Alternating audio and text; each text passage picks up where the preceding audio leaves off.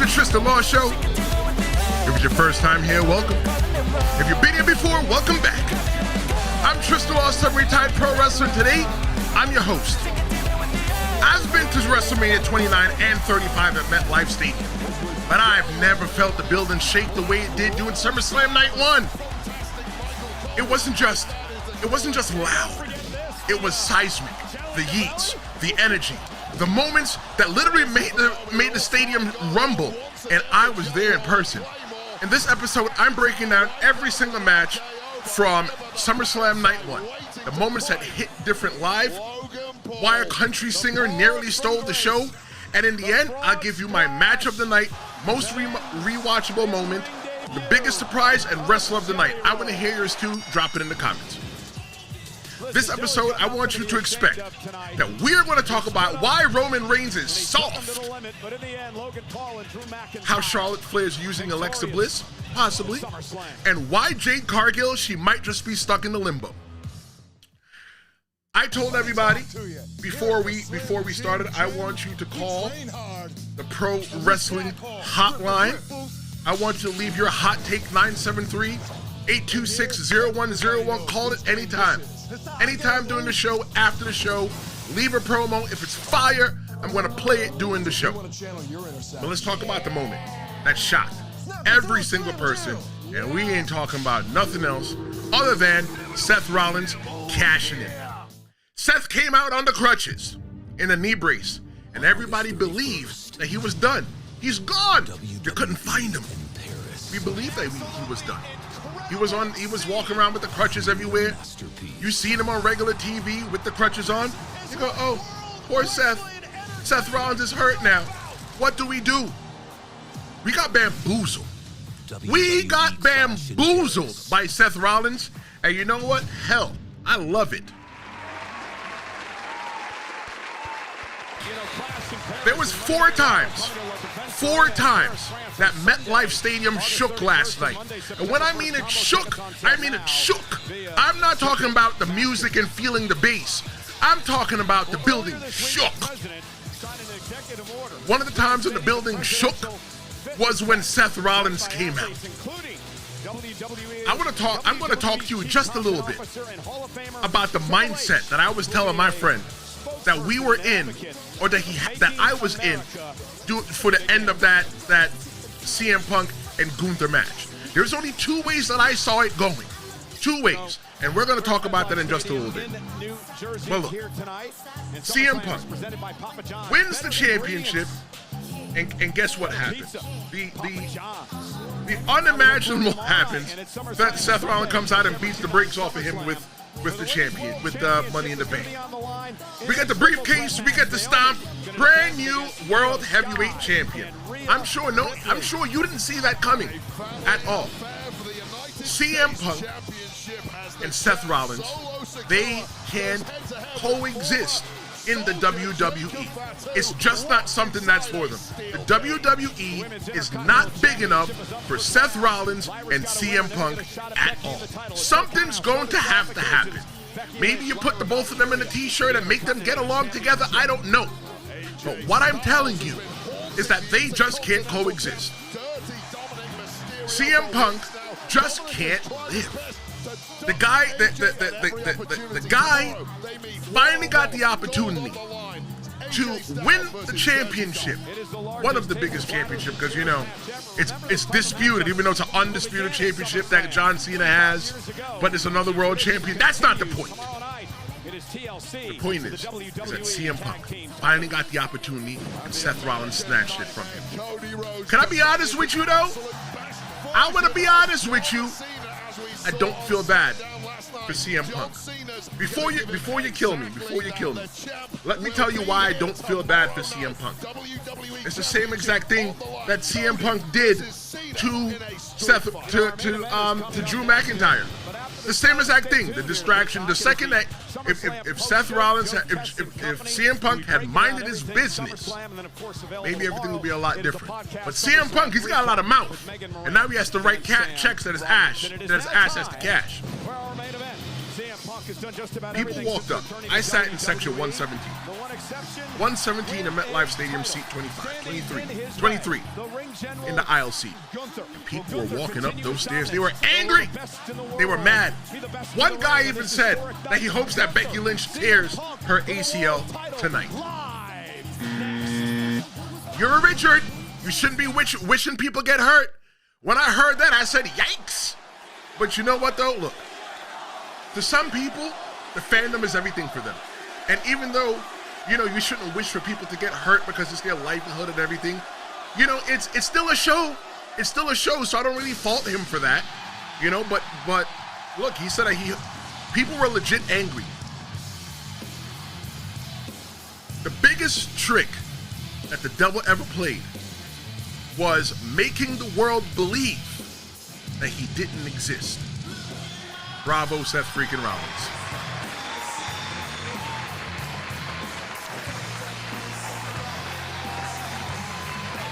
Seth Rollins is the new World Heavyweight Champion. Yes, he's the new World Heavyweight Champion.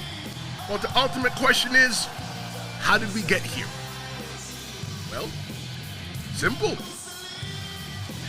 You had a 30-minute war between Gunther and CM Punk. I said this in the arena where people could hear me. They were getting the live podcast, real-time reaction in Section 117, Section 117, seat 23. The reaction was this. That was Gunther's toughest opponent yet. Gunther has beaten people quicker than I can say yikes. And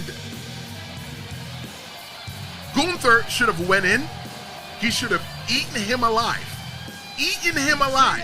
and finished the match as quickly as possible. But he didn't. What Gunther did was that Gunther went in there and he played with his food. Eventually, at the end, he had to bleed his own bleed. Punk earned it. Multiple GTS attempts. The announce table.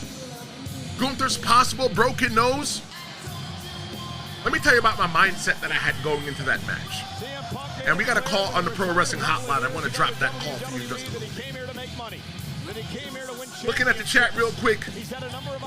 Heel Vegas here. He says, good morning and God bless. Good morning and God bless to you as well. Heel Vegas, congratulations surpassing 500 subs, Tristan. Huge accomplishment. Yes, 100% everyone that's been with me for a while. I've been really working, and to get to 500 subscribers. We are now at 502 subscribers. I've worked hard in a year. I want to give a hand clap to each and every single one of you that decided to take a chance on me. A lot of you don't know me. A lot of you, I might have seen you in person. I said, hey, take a look at this podcast and tell me what you think. If you like it, please subscribe. If you don't like it, just pass it on to somebody else that you know that would like it. 500 of you decided to take a chance on me because you're concerned with what I have to talk about, with what I have to say.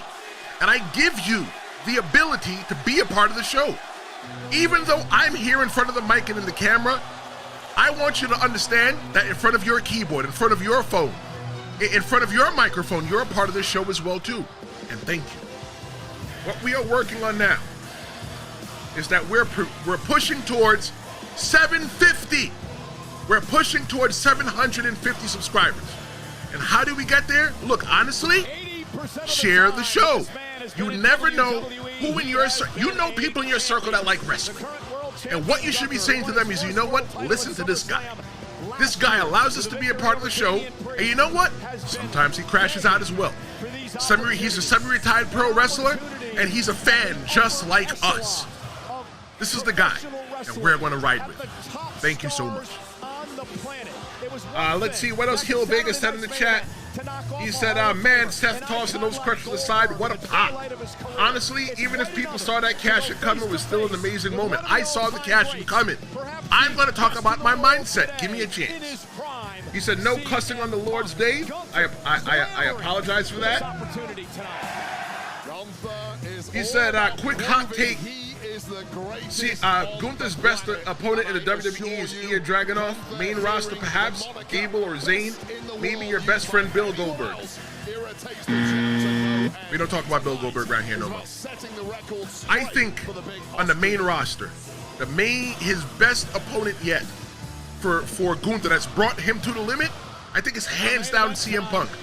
Gunther went out there and did a 30-minute and 10-second match. A 30-minute and 10-second match.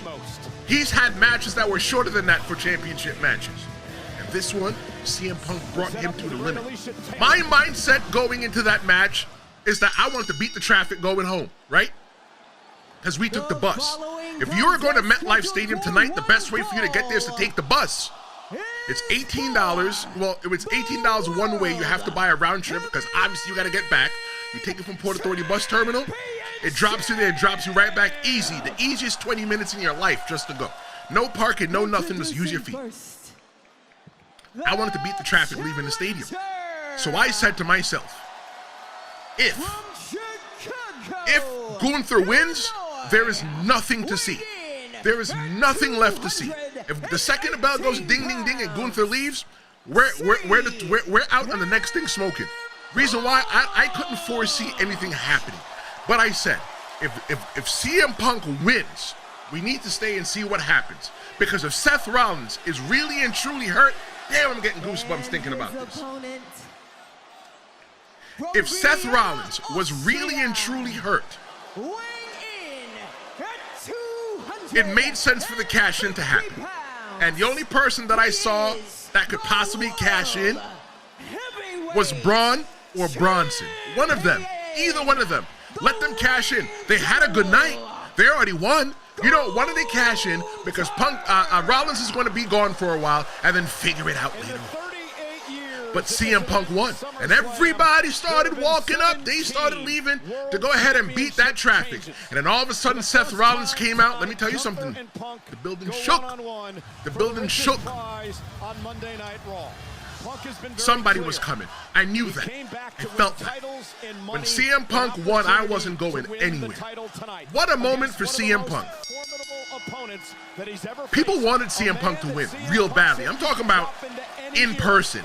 I'm not talking about what you heard on the television, because I was there in person. What I saw in person is a lot different from what happened on the television, because I came home and I watched it on the TV. I watched it on the TV just to see what it would sound like. I watched it from front to back. Everybody wanted Punk to win. But it sounded like they were okay with Gunther as well, too. There were people cheering for Gunther. Don't get it jacked up. People were cheering for Gunther. But everybody wanted CM Punk to win. CM Punk's entrance, when he came out, that was the second earthquake. You know what? I'm not even trying to be funny. There was an earthquake in Hasbrook Heights, New Jersey. Hasbrook Heights, New Jersey is maybe like what? 5 miles up the road from MetLife? Maybe about 10-15 minute drive. I wouldn't be surprised if MetLife Stadium shaking was because of CM Punk coming out, Seth Rollins cashing in. I'm going to tell you the other 2 times that MetLife Stadium shook, you have to stick around with me. But right now, with what we have, it's CM Punk and Seth Rollins, and right now, one of them has to go. Who is it going to be? Because they can't coexist in the same place together. Heel Vegas says the Punk-Gunther match was amazing from start to finish. Would have meant way more if he had not already lost to Jay at WrestleMania. Gunther's vulnerability to seeing his blood was an amazing touch. Yeah, I like that. I like that. Whether it was part of the show or not part of the show, Gunther is selling the fact that he saw his own blood, that he made him bleed his own bleed. That was an issue. That was an issue. He said Braun and Braun lost, sir. Oh, yeah, Braun and Braun did lose. Right. You're 100% right. My bad. They did finish on top, though. They did leave the champions lane. I mean, they did leave Jey Uso and and Roman Reigns laying, but we're going to talk about that in just a second. I need you to hold on tight for a second. Let me go on over to the Pro Wrestling Hotline because we actually got a message.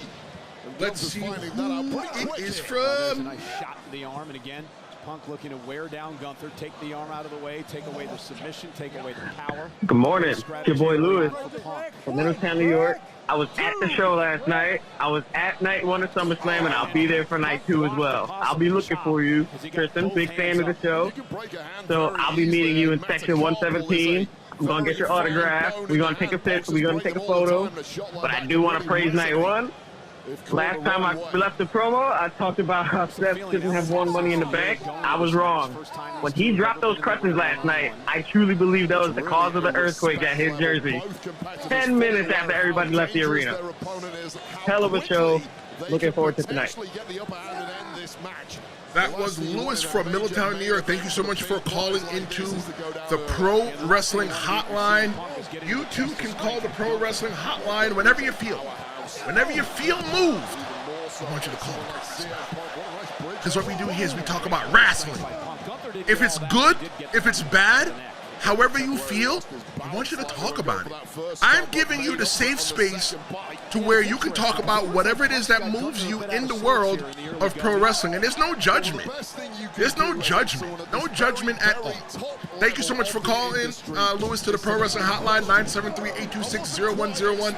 And I will be in section 117, seat 23, today on the aisle seat, because I got long legs. I need to stretch them out. So if you're there tonight, come look for me. Come look for me. Come say hello. Let's take a picture. I want to talk about, though. I want to talk about a match that was good, but if you ask me, it felt a little short.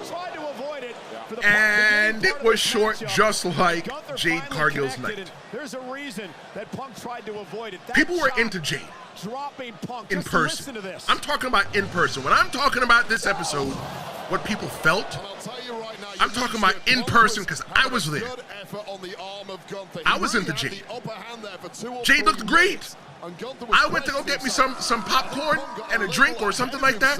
And my friend said to me, you know what? He sent me a text. He said, you're going to like to see what Jade Cargill is wearing. Let me show y'all what Jade Cargill is wearing. Jade Cargill, she was representing the green, black, and gold. And made me want to take a picture and send it to my mother because in case you don't know, first generation American right here sitting in front of you. My mother used to hate pro wrestling. And then she saw me watching wrestling one night, and Kofi Kingston was out there being a Jamaican from Kingston. And my mother was so excited. Oh my God, what are my country people? And then, you know, he talked. And my mother knew that he wasn't from Jamaica. So Kofi Kingston, if you're listening, thank you for making sure that my mother still doesn't like wrestling. So maybe I could use Jade Cargill to get her back in there because in case you don't know, from the Isle of Jamaica is a small place, really small. And there's a lot of pride when somebody, you know, comes from Jamaica or, you know, they have Jamaican roots and they break out. Like, you know, people just to see that somebody has Jamaican blood in them and they're doing good, people just cheer for it all the time. But there were some great athletic spots in that match with Jade Cargill. The boots on the ropes, man, Jade, you got to work on that, on positioning yourself in the ring so that you can make sure you grab that win. The super jaded, it was missed. I call that the wagwan. If you don't know about Jamaican wagwan, I call it the wagwan. Tiffany Stratton's moonsault, beautiful in person, beautiful. When you are watching Raw, SmackDown, TNA, AEW, any of that, there's nothing that does it justice than seeing it in real life. With your own eyes, not through a TV. Not at the angle that they're allowing you to see. I watched it in person at Tiffany's prettiest moonsault ever. Prettiest moonsault ever, real shit. A couple months ago, when Naomi won the Queen of the Ring, I said that she was going to cash in at SummerSlam. I said it. No lies here. That's what I said. She was going to cash in at SummerSlam. But I was confused. So, like, why don't you have her continue the same exact story with Jade and have Jade win and just have her cash in on Jade? Because you know what? Jade is not going to be able to live in a world where Naomi lives in that same exact world. Seeing the end of seeing the end of SummerSlam, it made sense why they had her cash in at Saturday night's main event, because that's technically the same exact story between Seth Rollins and CM Punk. You couldn't have the same story in the same night. You couldn't have the same story on two separate nights. People would go, wait a minute, and it feels very unoriginal. So you know what? Let Naomi win the belt. Jade Cargill did not win. She did not win last night. Sorry, spoiler. She did not win. So then, you know what? Maybe her and Naomi, Jade and Naomi could circle back to each other. We'll just have to see. Because 100%, if Naomi had cashed in either last night or tonight on a winning Jade Cargill, Seth Rollins' moment would have overshadowed the whole entire thing. It was a much bigger moment. What's next for Jade, though? She's Queen of the Ring and she couldn't close the deal. Will the King of the Ring, Cody Rhodes, suffer the same exact fate on SummerSlam on Sunday night tonight at MetLife Stadium in Jersey? We're going to have to wait and see. And we're talking about that tomorrow. Tomorrow at 9:30 a.m. live here on the Tristan Law Show on YouTube. We're going to be talking about that. But let's switch to the tag team match that taught the crowd how to yeet again. Jay's entrance was about 1 or 2 sections over from me. I was in 117, so it might have been 116 or 115 to where they were, doing the yeet and everything else like that. And I'll tell you this, everybody was standing on their feet. It was doing the Cardi B entrance, and Cardi B was coming out. That's when they were setting up Jey Uso, and everybody started standing up and looking towards the thing. I'm like, why is everybody standing up? Oh, Jey Uso's coming out. Let me tell you something. You can see me over there. Yep. And this is me. No, I always want to do that. You know when you look at the TV and they do things, they go, well, this is me. No, that's not me. That's Jey Uso. That's 2 aisles over from me. You can't even see the steps. There's a bar that runs down the middle and separates the steps into 2, but you can't even see it. All you see is Jey Uso in there. Jey Uso is popular. He's popular, but he's not shake the building popular. Like the building shook for certain people. And I'm going to tell you the other 2 moments that the building shook, you got to keep it locked. Don't go nowhere. Jey Uso's popular. The yeet is fun. I even yeeted. Let me tell you something. Tristan Law, semi-retired pro wrestler, host of the Tristan Law Show. The way I was coached up in wrestling was to never be a mark. To never be a mark, to never wear the t-shirts, to never go to the pro wrestling shows. And I understand why Bubba and Devon taught me that way. I understand that reason, 100%. But deep down inside, I was always suppressing the person who I was. I was a fan. That's why I wanted to pay my money to learn how to do it, because I wanted the same exact connection, the reaction that they were getting. But I wanted to do it from the other side as well, too. I stood up, big old me, and while everybody was yeeting, I was yeeting this day as well too. My hands was up there, they were swinging. I was up there talking about day one. I really don't know all the words, but it was like, it's just me, Oos, day one, and I was under my breath like, minute, down like that. I don't know if that's how the song goes, but that's what I did. That's what I did. But it was good. It was good to be a part of the show. If you've never been to a WWE event before, live and in person, You need to go at least once. I always tell you to check out independent pro wrestling shows. I've never been to an AEW show. I've been to TNA. I've been to more TNA shows than Jesus had disciples, than Solomon had wives. But going to the few this is my third SummerSlam that I've been to, my third event in MetLife Stadium. I've been to a lot of WWE events.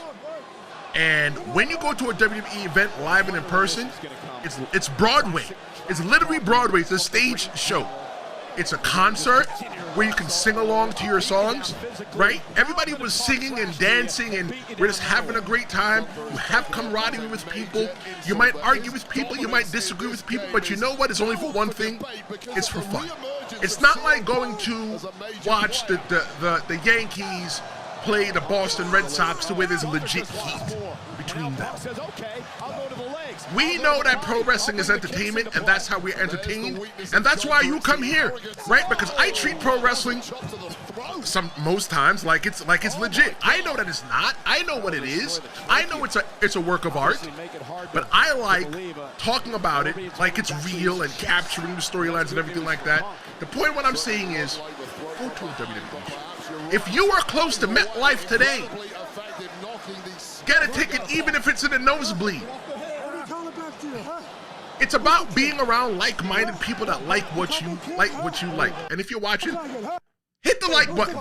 If you like what I like what you like, hit the like button, please. Thank you. It's about being around the people. It's about being around your community. If you can buy a ticket today to MetLife Stadium and you live close enough, just go buy a ticket to MetLife. Come look for me. Section 117. Let me make sure I'm giving y'all the right thing, because you know I wrestled. I got hit in the head. Sometimes I forget things. Section 117, row 25, seat 23. Come look for me. Come say what's up. You need to come see it in person. Because if last night was a measure of anything, tonight's going to be crazy. It's going to not even going to be balls to the wall. It's going to be testicles to the wall. Jay Breezy said they're filming season 2 of Unreal. Seth injury and tonight's finish will be on there for sure. Let me tell you about Unreal. Unreal might be the biggest play on words ever. It says WWE Unreal. Unreal meaning that it's fake. But I think, I know people that have been on reality television. And I hate to be the person that tells you this, but not all of reality television is legit. It's entertainment just like pro wrestling. And I still think that in WWE Unreal, there is still a touch of entertainment in there. But because they're telling you that it's legit, because they're telling you that it's unreal, that, well, you know, that you should take it for a grain of salt. I mean, you should take it for what it's worth. Listen to me. Anybody that grew up in my era and watched The Flavor of Love, you know 100% ain't nobody was chasing Flavor Flav. Man, it's a work. It's a part of the show. Let me talk about the first time the building shook. I told you three. Yes, Heel Vega, you need to make sure you watch WWE Unreal if you've not watched it yet. Jay Breezy, thank you for your comment. The building shook 4 times. I've told you twice. The first time, this is number 3. The first time that the building shook was when Roman Reigns came out. Jey Uso came out, it was fun. We all did the yeet thing since day one. That's what we did. Yeet. We did it. But when Roman Reigns came out, we want Roman Reigns. We want Roman Reigns. And then the music played, the building shook again. That was the first time. I've never in my life, and I'm not talking about it was the bass, because they played music before the show started. Jey Uso's music was on before. The building shook when Roman Reigns came out. It shook. The building moved. It had to move in its foundation. It was, you want to talk about WWE Unreal? That was unreal in itself. That match, though, it was, if you are a pro wrestler or you're an aspiring pro wrestler, or you're just a fan who wants to understand the basic fundamentals of tag team wrestling, that match right there is they kept Roman Reigns out the ring, and everybody just wanted Roman so badly. Everybody just wanted to chant, "We want Roman." When they got Roman Reigns, it was amazing. They cut the ring in half. Jey Uso reaching for the tag from the other side, they couldn't get it. Cut him off, start again. That match in itself was amazing. I think that match with Roman Reigns and Jey Uso versus Braun and Braun, it set the tone for the evening. If you watch that match, it is... There's nothing wrong with being the first match. Growing up in the pro wrestling business, before I became a pro wrestler, I always thought that you always want to have the last match. Don't get it wrong, the last match makes a lot more money, right? The last match is the bigger draw, you're more popular. But if you can wrestle that first match, Roman Reigns, main eventer, held the championship for the longest in the modern era. He was in the beginning, the first match. Why would Roman Reigns want to be in the first match? Because he got to set the tone. And he got to undress, and he got to hang out for the rest of the show. That's facts. That's what happened. Roman Reigns and Jey Uso, they were up against some great heels last night in Bronson Reed and Braun Breaker. The Steiner Bulldog spot off the top rope, that was amazing. Oh, and there was a future star in that ring. Out of Braun, the future star in that ring is Braun Breaker. I'll tell you why. He already has the sing-along thing where everybody gets to chant. Braun Breaker's coming, everybody's going. I really wished that Braun Breaker's music played, not Bronson Reed, but whatever. It's what we got. Bronson Reed is not the star out of those two. Bronson Reed is going to be the number 2, unless they can find a way to make him branch out, right? But Braun Breaker's the star. You can't deny that. Braun Breaker is the star. He's the star. It's one of them things, if you want to find out if somebody's a real star, you have to use your ears. Not through your television. Not through your television. You have to see it in person. But let me talk about Bronson Reed. Looks like he's got it locked in now. Bronson Reed, he's type disrespectful. Will Gunther tap? Because how do you Gunther able to slip out of it now. Take the shoes off a man's foot, and then wear the shoes and have your man Paul Heyman bring him out. Calls himself the tribal thief. Says that he's wearing the Shula Fala around his neck. You know Roman Reigns' thing that he wears called the Ula Fala. Bronson Reed says that's the Shula Fala. Let me tell you, that's disrespectful. Roman Reigns is soft. Let me tell you why. Because where I came from, if you came home without your shoes and you got as much family members as Roman Reigns does, y'all ever seen the family tree of the bloodline? That's only some of the people that they're showing you. There are more people on the family tree. And Roman Reigns went home without his shoes, without his Jordans. Roman Reigns went home without the Jordans on his feet that his mother had to work 2 jobs for. Roman Reigns went home without the Jordans on his feet that he had to collect cans and do side jobs to pay for. Okay, he didn't do that. I'm being dramatic. Shut up. Let's follow me. Roman Reigns is soft. If you took my shoes off in the Bronx, off my feet, and you wore them around my neck, God, I want to say the word, but I can't. I can't because it's the Lord's Day. He'll make us, and I can't be cussing. But if you took my shoes off my feet, and you wore them around my neck, I mean around your neck, or let your mans wear them around your neck like it's a trophy. There's only one thing you can say about me. That's it.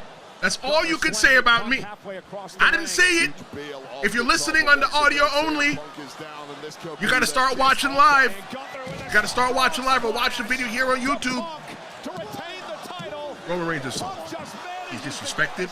And you would think that he probably would have snatched his shoes on the way out. You know what? You might have beat me down. But you know what? Paul Heyman Come up off my shoes.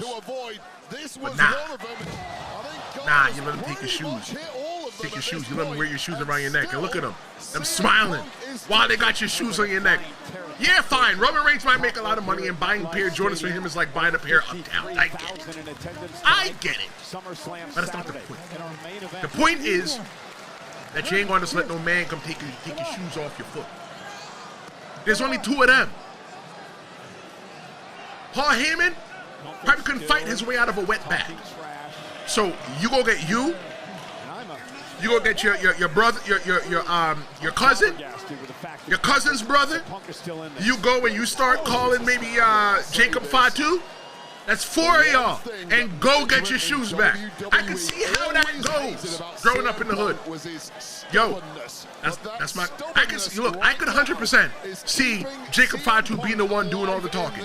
You know what, Roman? You let him take the shoes off your feet, and since you buns, you're gonna stand right next to me while I do the talking.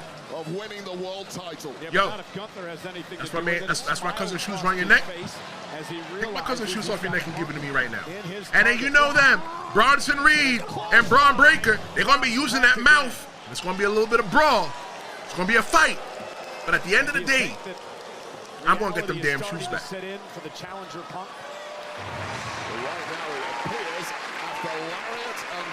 I'm from the Bronx, New York, where we make shit happen. You ain't taking my shoes off my foot and gonna wear them around my neck in my presence. Because I'm a lot of things in life. I'm a lot of things. I may talk proper. I may carry myself the right way. I may crash out a little bit here when I'm talking to y'all. But ain't nobody taking my shoes off my feet. And you gonna wear them around your neck in my presence? Bro, I'm taking your jaw piece off your face and I'm taking my shoes. And you know, in a matter of fact, I'm taking your shoes off too. I'm taking your shoes off your feet. I don't care if they're my size. You know what's funny? One time when I went to WrestleMania, WrestleMania 33. I went to WrestleMania 33 in Orlando, and I was wearing these fresh pair of shoes. And a dude walked up to me, downtown Orlando, and he said to me, "What's up?" And I said, "Hey, what's going on, man?" And he goes, "What size is those shoes?" What? Like I said, I'm from the Bronx, New York, where shit happens. I said to him, I said, "Your size." He looked at me and said, "All right," and walked away. Yo, the hood almost came out of me for a little bit. But I said to him, "Your size." Telling him, yo, if you want him, take him off my feet. Take him off my feet. Because if you try to take him off your feet with your 2 bare hands, I got my 2 bare hands too. Look, I'm not here to fight. I'm not here to fight, but I'm not going to let you treat me like I'm soft. Roman Reigns, go get your shoes back. That is it. Coming up, Charlotte and Alexa Bliss are tag team champs, but the question is for how long? That match, I think that match is just okay. We're talking about Charlotte Flair and Alexa Bliss versus the Ladies of the Judgment Day. The crowd was into Charlotte and Alexa. They loved Charlotte and Alexa. The match, though, was great, but the reaction for the Judgment Day in person, it was mediocre. It was mediocre. I think a lot of the entrances do a lot better when it's in a low light setting. It's a summer afternoon in the middle of August at 5-6 p.m. in the afternoon, 7 p.m. in the evening. Sunset didn't set till like 8:15. You don't get the full show when you're in person. Because you don't get all the refraction of the lights. You don't get all of that. I think that they would have had a really good entrance that you can watch. But the issue was, Judgment Day's got a really good entrance. You couldn't really soak it in because of the time of day that it was. Charlotte's moonsault got a nice reaction as usual. It looks nice in person, I'm telling you. I am selling you on SummerSlam Night 2. There were open seats. Listen to me when I'm telling you, there were open seats. I'm not talking about tarped off areas. I'm talking about open seats. There were open seats. And what I'm telling you, not a lot of open seats. So you need to react right now. Triple H said last night on the post show that if you thought tonight was good, wait till you see tomorrow night. He's talking about tonight. Make sure you're there. You can go see the pre-show that they do on YouTube and Peacock, and the post-show they do on YouTube and Peacock. It's right on the long strip. When they're showing the stadium head-on from MetLife Stadium, and you got that long walkway with the cars on the side, that is right where the pre-show is. You could be on the pre-show. You show up early, you get there close as you can be. I think Bliss saving Charlotte Flair after accidentally hitting her. Let me tell you, that was crazy. Y'all want to see what that looked like? I'm sure what that looked like. WWE had a really good picture with that. Really good picture. I think that they did some really good storytelling in that match last night. Okay, it was an accident. How much of an accident was it really? You know, maybe that was Alexa Bliss's time to, you know, Alexa Bliss was the girl that was bullied. She's bullied by a woman like Charlotte Flair. How long do we, you know, maybe that was the time that Alexa Bliss said, you know what, I'm going to take my opportunity. Was it really an accident? You just have to see. But I was saying a couple weeks ago that I don't trust Charlotte Flair. I don't trust Charlotte Flair.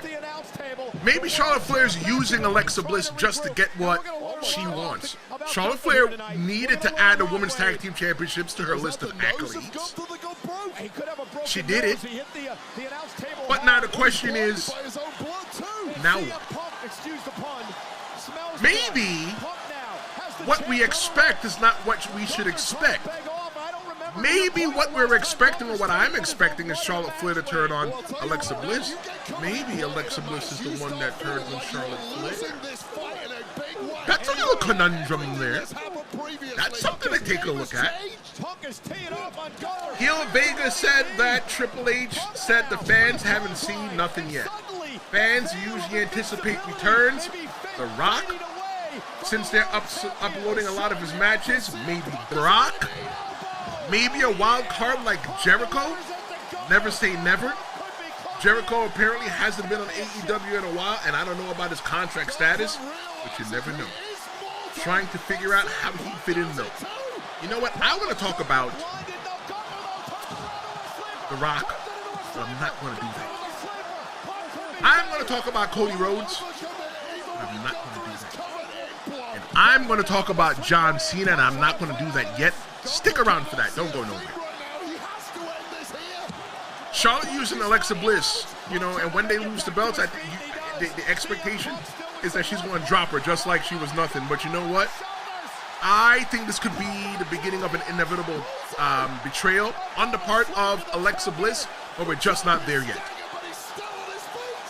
Good match by the ladies. I wish that we got a little bit of fireworks from Charlotte Flair. But the next match, no betrayal, a whole lot of chaos. We're talking about Sami Zayn, Karrion Kross, and this was a concert.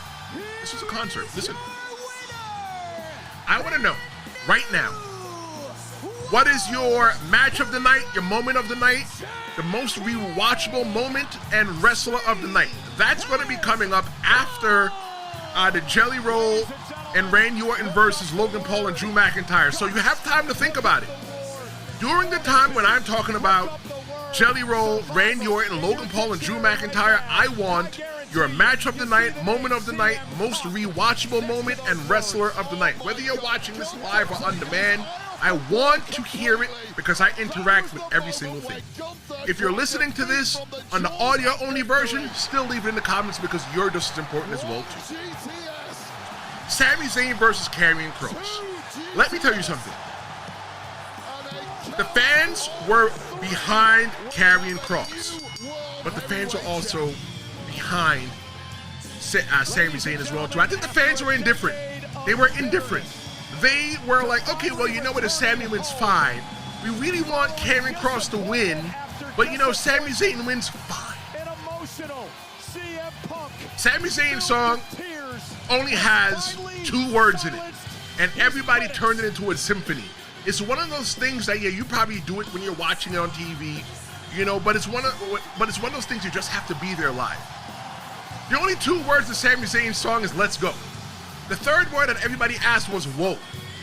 And when you're doing it in person, it's, you know what? I don't normally do it when I'm sitting at home. I'm normally watching. But I was like, I wanted to be a part of the crowd. I paid my money. I worked. I paid my money. So I wanted to make sure that I watched the show just like everybody else. So I wanted to react just like everybody else. And I sang the song. Let's go. Whoa, whoa, whoa, whoa, whoa. It's a part of coming to watch WWE in person. Like I said, it's a concert. You're singing your favorite songs. You're singing with the people next to you who you don't know, who you might never see again. But Karrion Kross, though, Karrion Kross, he demanded a little bit of respect. He said, "Put some respect on my name." The pipe tease from Scarlett, there's a little bit of storytelling going on in there. Sami Zayn. Is Sami Zayn going to go to the dark side? He had the pipe in his hand. There was nothing but space and opportunity waiting for him to make it happen. But it was Blue Thunder Bomb, Haluva kick, done. 1, 2, 3. Question though. Karrion Kross is on a losing streak. Y'all know that. Not a secret. Fans want him. Fans are more with him in person. Like what you read on social media, what you see on television, amplify that. And that's what we got in person.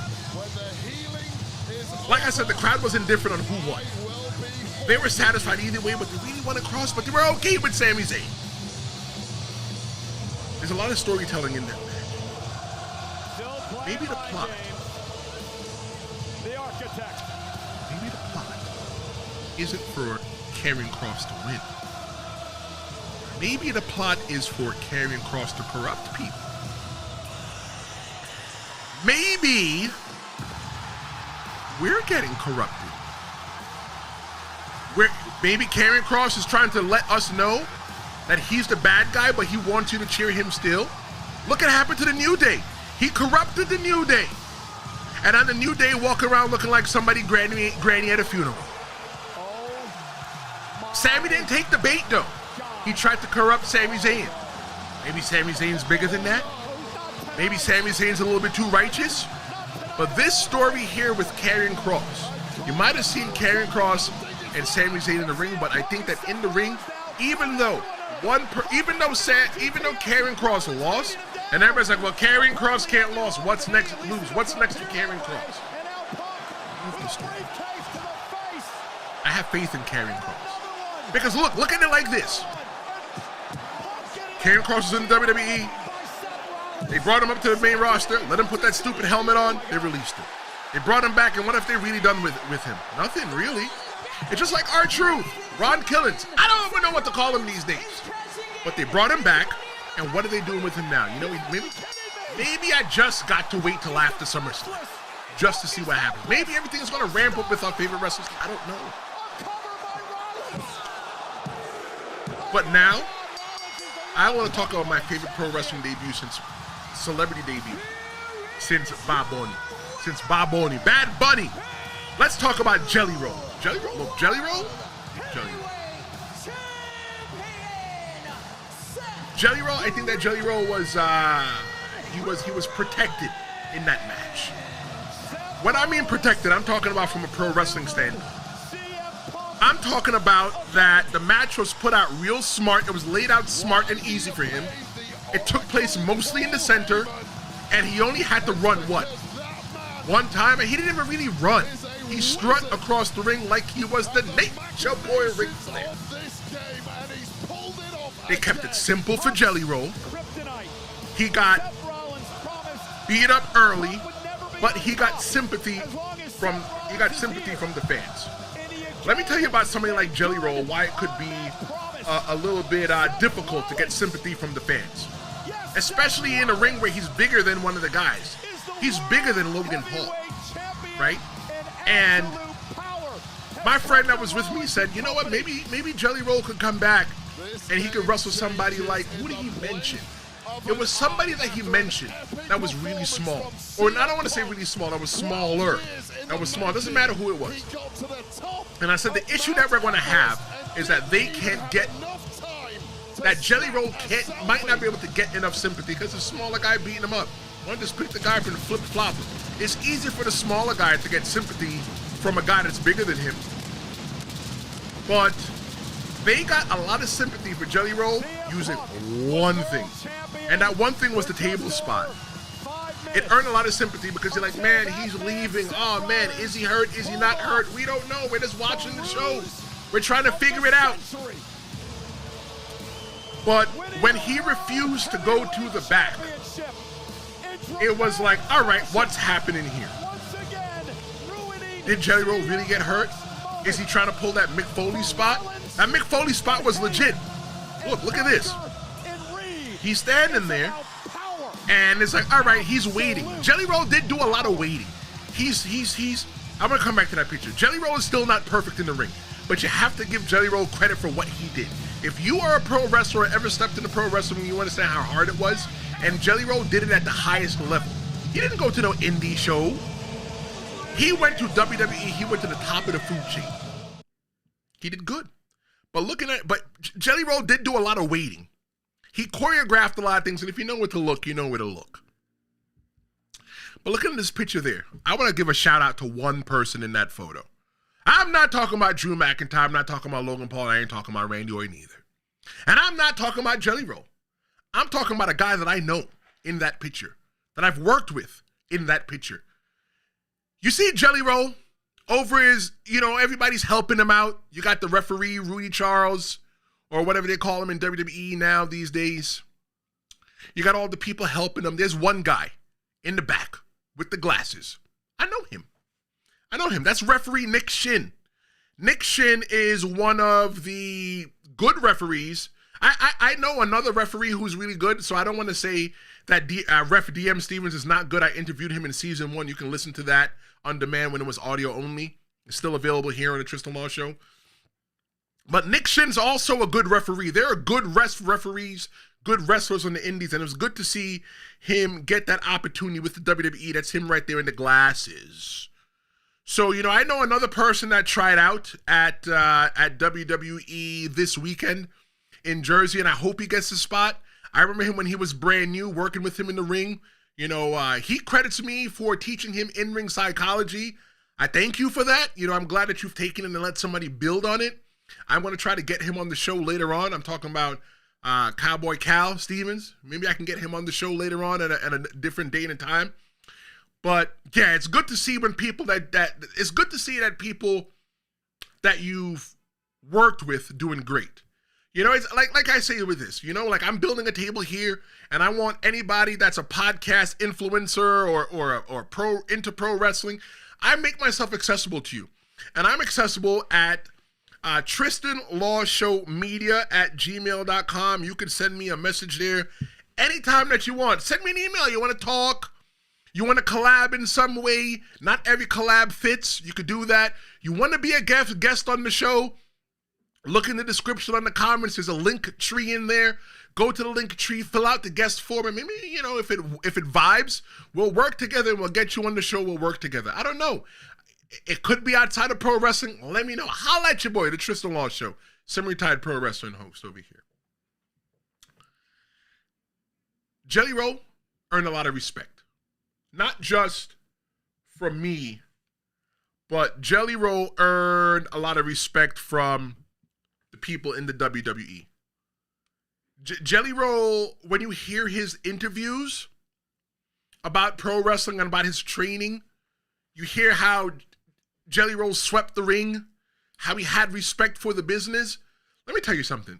Jelly Roll don't got to go to WWE. Jelly Roll don't got to wrestle. He could have did what Cardi B did. Go and show up and just sit there and just look cute. She did that. My whole thing, too, before I continue, is like, what purpose did Cardi B serve? Will we get to see her purpose tonight? All Cardi B did was come out and go, I don't know what she was saying half the time. I love Cardi B. I don't know what she was saying half the time. What purpose did Cardi B serve? If she's the host, Why do we only see her one time and then we saw her sitting in the audience? I don't know. That would make no sense to me. But Jelly Roll could have pulled the same exact thing that Cardi B did. Could have came, been the host, waved goodbye, collect the paycheck, and go about his business. But Jelly Roll took this thing seriously. Jelly Roll wanted to be a pro wrestler. I'm so glad that Jelly Roll took this seriously because he would have just been another wrestler, another celebrity who they allowed into the pro wrestling room because it just felt good. Because it was able to get eyes on the television product. Jelly Roll's going to be back. And I think that if Jelly Roll wants to be back, they should invite him back. Add Jelly Roll to the elite list of celebrities who get it. Bob Boney, Logan Paul. Look, you got to admit it. Regardless of you liking Logan Paul or not Logan Paul, he gets it. Logan Paul has a punchable face. I've said that on a previous episode. Logan Paul is perfect for the WWE. Just like Logan Paul and Bad Bunny, Jelly Roll, he's worked hard. He sold really well in the ring. And if you ask me, I think he delivered. I asked you for your match of the night, biggest surprise, rewatchable moment, and wrestle of the night. We're getting ready to do that in a second, so make sure you drop that there. We are growing. We are up to 503 subscribers here on the Tristan Law Show. Shout out to you. I remember when I only had 49 a year ago. I had 49 subscribers a year ago. 49. Now I'm at 503. I'm going to do a 500 celebration party really soon. I might even do it, I might do it Wednesday or Thursday night. I don't know. But we're going to have a party. We're going to sit down. We're going to talk. I'm going to give you the ability to ask me questions. You could always ask me questions, but I'm going to leave it open. I want to talk about my grind, what it's been like to get from 0 to 500. Because like when I look at it, I'm not going to lie. I was telling my homeboy who went with me to MetLife last night to see SummerSlam. We're going again. It makes me emotional. The reason it makes me emotional is because I'm talking to you decided to take a chance on me. I never wrestled in the WWE. I wrestled on the indies. And I know the reason why I didn't wrestle in the WWE was because of the person looking at you in the camera right now. Because of me. I was always afraid. I was always timid. I never took the opportunities when the opportunities came towards me. Doing this now, I'm still afraid and timid. And sometimes it's just like, I get anxiety just doing this show. But I love being here with you. I love reading your messages.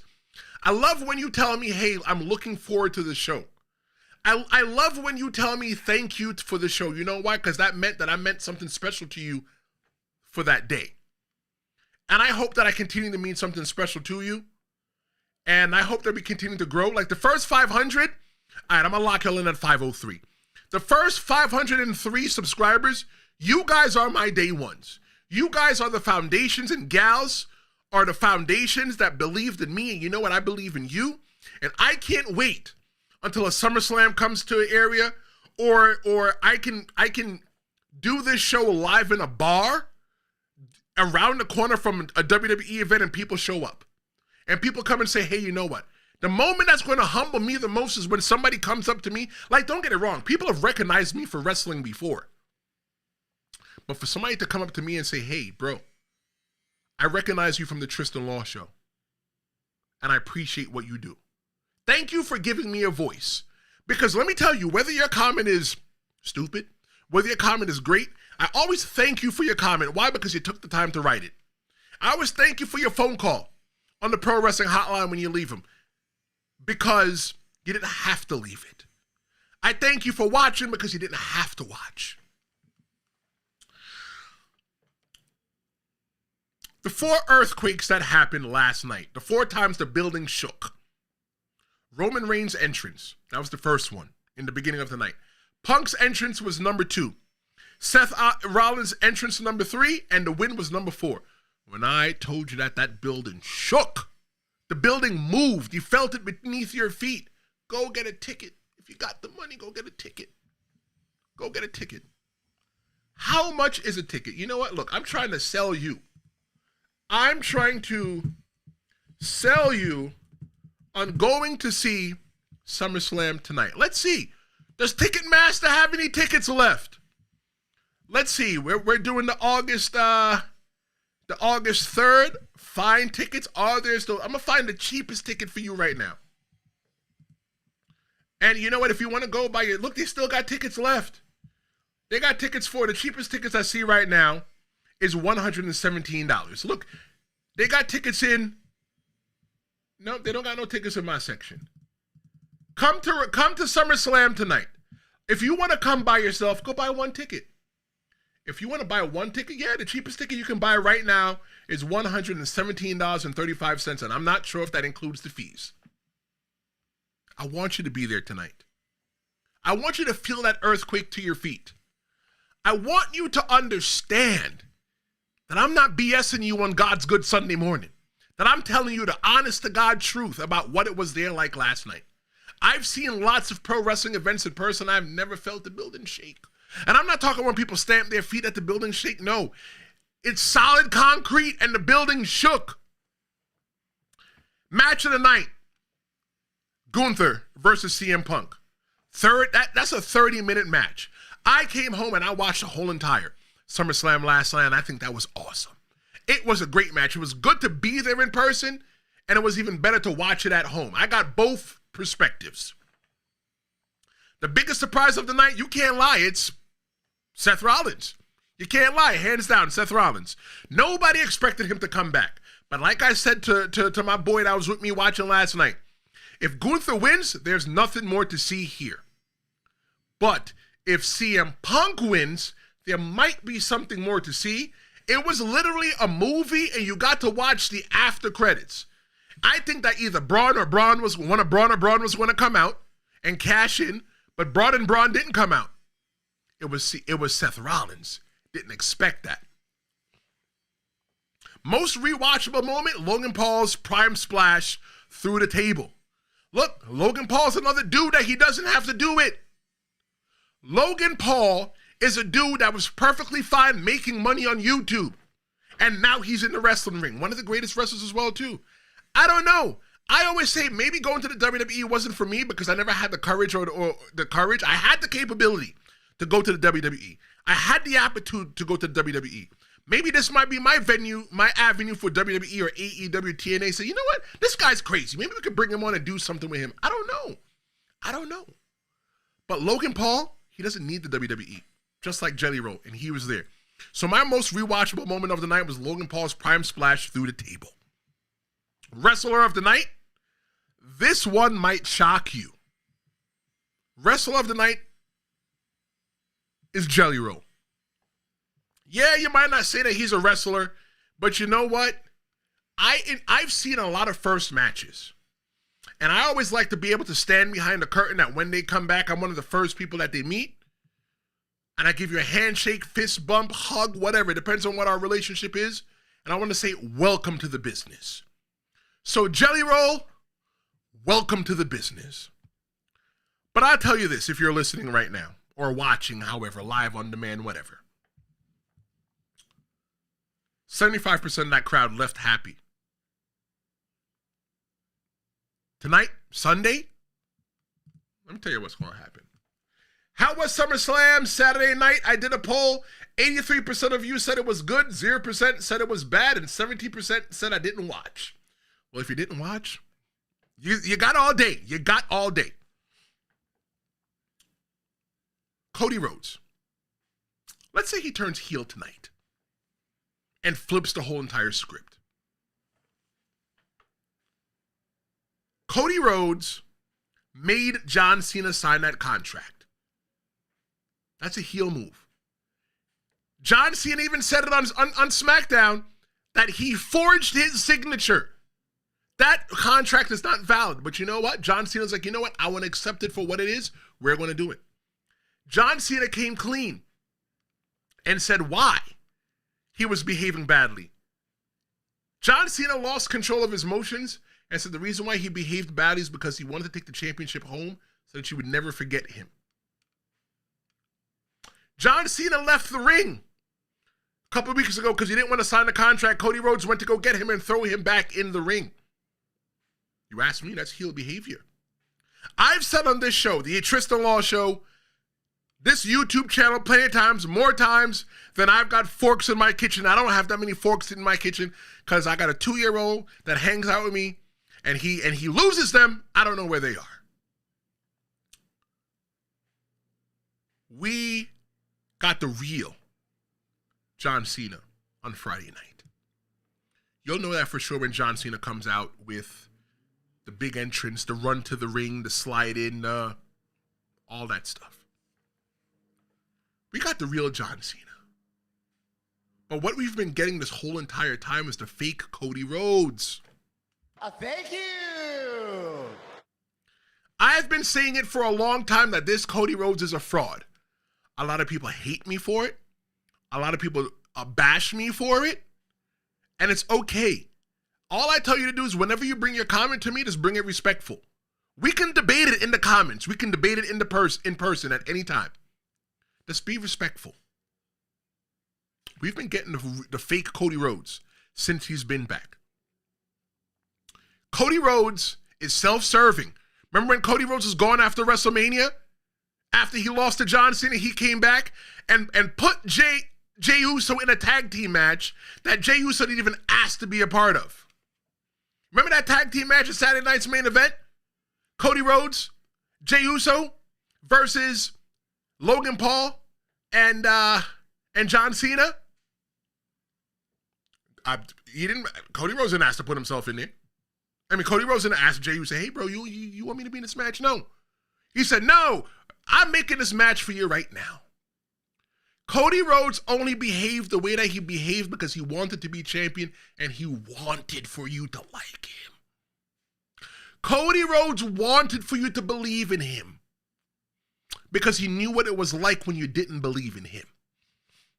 You didn't believe in him when he was the son of a plumber. You didn't believe in him when he painted his face like a goof and went out there and wrestled with his brother. But he made you believe in him. He had to leave the WWE, build his own company, build his own brand value on the independent scenes in AEW and then come to WWE just so that you can like him? Let me tell you what's going to happen tonight. This is just my prediction, not a spoiler, because I don't know. The Rock is going to come back tonight. The Rock saw, I don't want no Travis Scott. Travis Scott, stay away. I don't want no Travis Scott. The Rock is going to come back tonight. You're not going to know which side he's going to be on.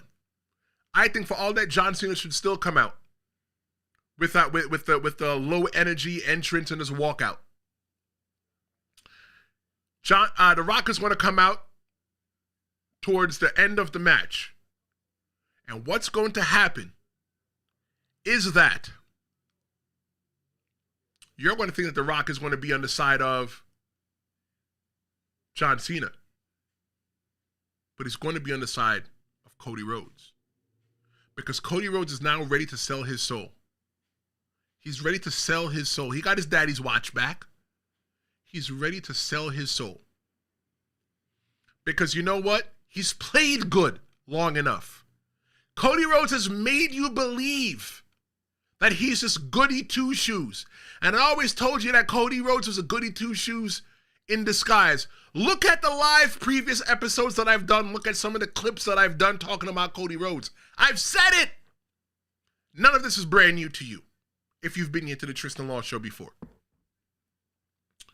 I want there to be not a dry face in the audience tonight. I want kids to cry. I want people to be cussing on the way out. I want people to storm to their cars and drive home. And I want people to crash out, not in their cars. That's dangerous. I want them to crash out on social media. Because your boy Cody turned his back on you. But I'm telling you this, Cody was never really on your side. He was just playing. Thank you so much for joining me. I'm going to be back tomorrow at 9:30 a.m. and we're going to be talking about SummerSlam Night 2. It's going to be a recap and reaction. If you like what I did, don't forget Don't forget to like, share, and subscribe. Don't make me a dirty little secret. Thank you for calling the Pro Wrestling Hotline. Thank you for participating in the chat today. This is the Tristan Law Show, and this is why we love pro wrestling. It's emotion, it's community, and sometimes it's shaking the entire damn building. I'm Tristan Law. This is the Tristan Law Show, and I'll see you next time. Flashing red lights, driving at night, windowless ride, feeling alive.